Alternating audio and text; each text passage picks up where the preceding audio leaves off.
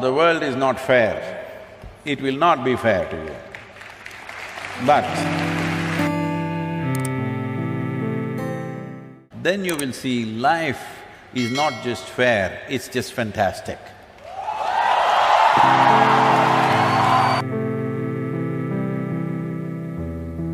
I am sometimes wonderful, sometimes nasty. If you see this, naturally nastiness will go down.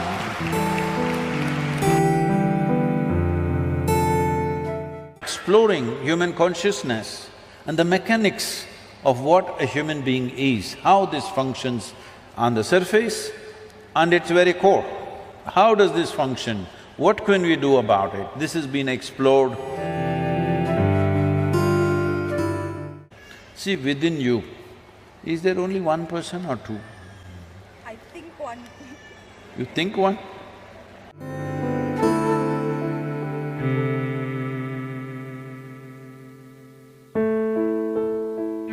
How much of one's life is a result of their past karma? Are the injustices and unfairnesses that one faces in one's life a result of their past karma? If so, do you accept these injustices and find solace in the fact that, okay, the karma is being cleared, even though it might seem detrimental to our lives in so many ways? Samantha, you're old enough for this. I'm not saying you're old, I said you're old enough. Do you still expect the world to be fair to you? That's why I'm asking this question.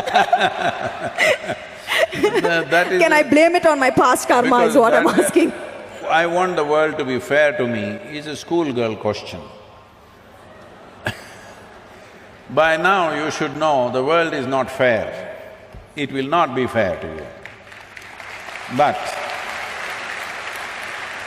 if you dig deep into yourself and have a taste of life, not a taste of your thought and emotion, the taste of life that you are, then you will see life is not just fair, it's just fantastic.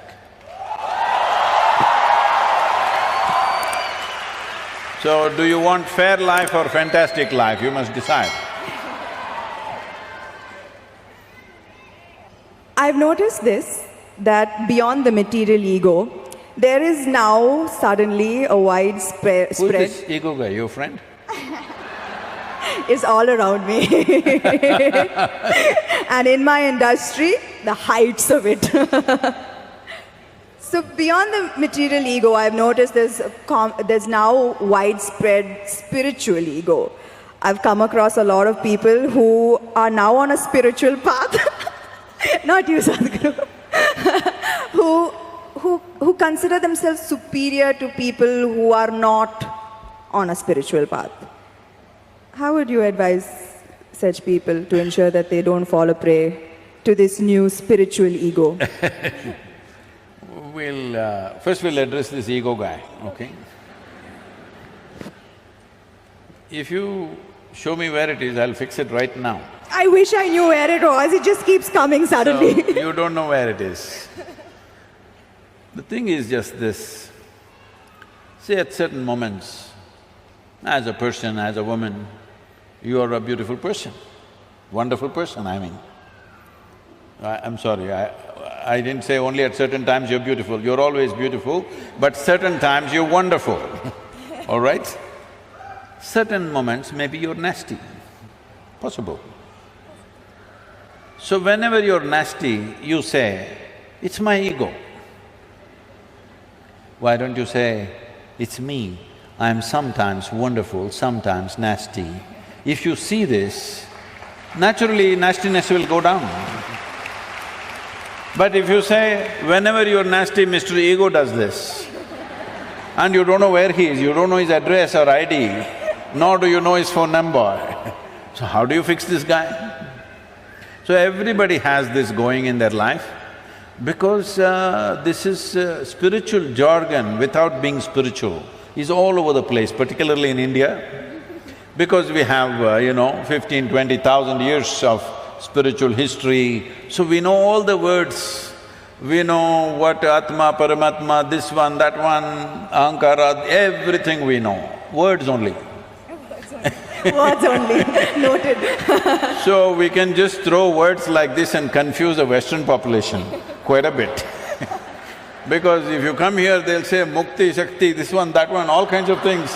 I know a lot of people who've gone and set up spiritual centers in the West, particularly in America, because they just know one chant. Just one chant. Okay, Asatoma Sadgamaya, with this they run the whole thing. So unfortunately, spirituality, in some ways it's come there. It's come there because there is need in the society, there is not enough source.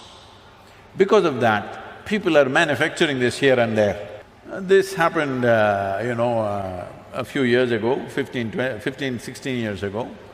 And I was in United States, and then somebody in the office, our office, told me, Sadhguru, did you know every day 100,000 people are typing out the word spiritual? I said, is that so? Type it out and see what comes out. Are we even there in the picture?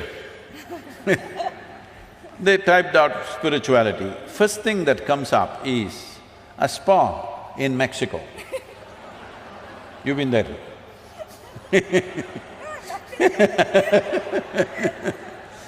And the next thing that comes out is a call girl in Northern California. She has learnt all that SEO. For everything she says spiritual, spiritual, spiritual, 108 times she uses the word spiritual on her website.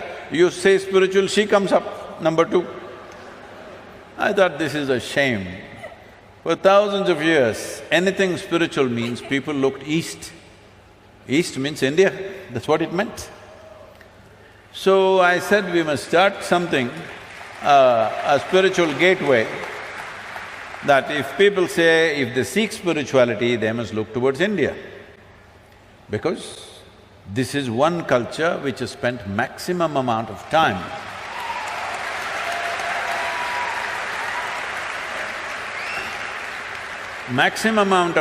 exploring human consciousness and the mechanics of what a human being is, how this functions on the surface and its very core. How does this function? What can we do about it? This has been explored. I'm not saying this out of my Indian origin, I'm saying this after looking at the world closely, that nowhere else has it been looked at like this. So, I said, we must start a spiritual gateway, India, the spiritual gateway. I must tell you this, till about 15 years ago, I had not met a single guru in this country.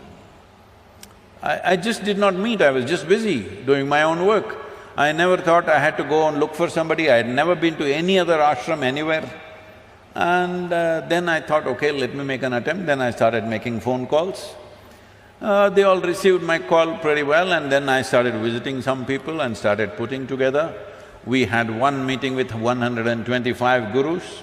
We made this thing that nobody talks about their philosophy. You keep your philosophy, this is just a meeting. This is just about how to enhance your ashram or your yoga center, whatever you have, how to enhance the quality. We will teach you management, we will teach you branding, we will teach you how to make a website, we will teach you how to present yourself to international community. Your philosophy, we don't touch, you don't touch mine, I don't touch yours, you do your own thing.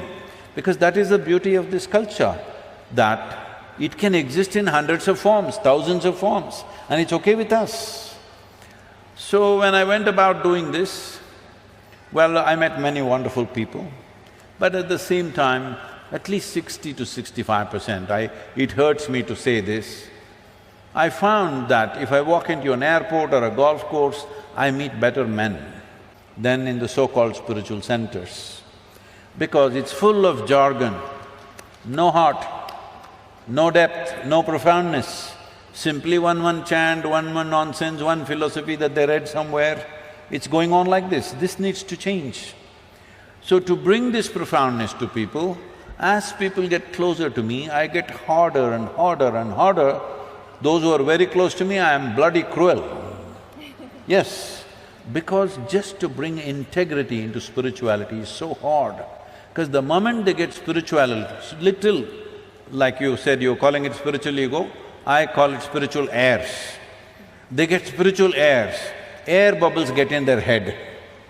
Suddenly they start acting funny, they start saying things that don't exist, they start talking about nonsense that nobody understands. If you speak something, whatever nonsense you speak, people in front of you must understand, otherwise why the hell are you speaking? Because the purpose of speech is to make somebody understand what you're saying. No, if I say something that you don't understand, I become big, you become small. This is rubbish. This is going on for too long.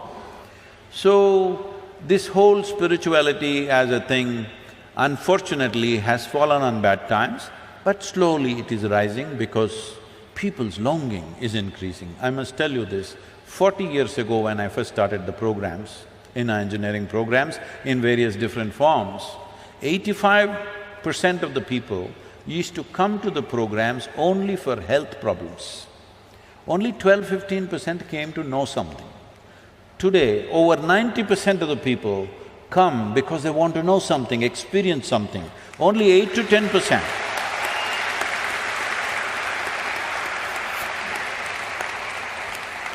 Only 8 to 10% are coming for health issues, which is a significant change in human consciousness.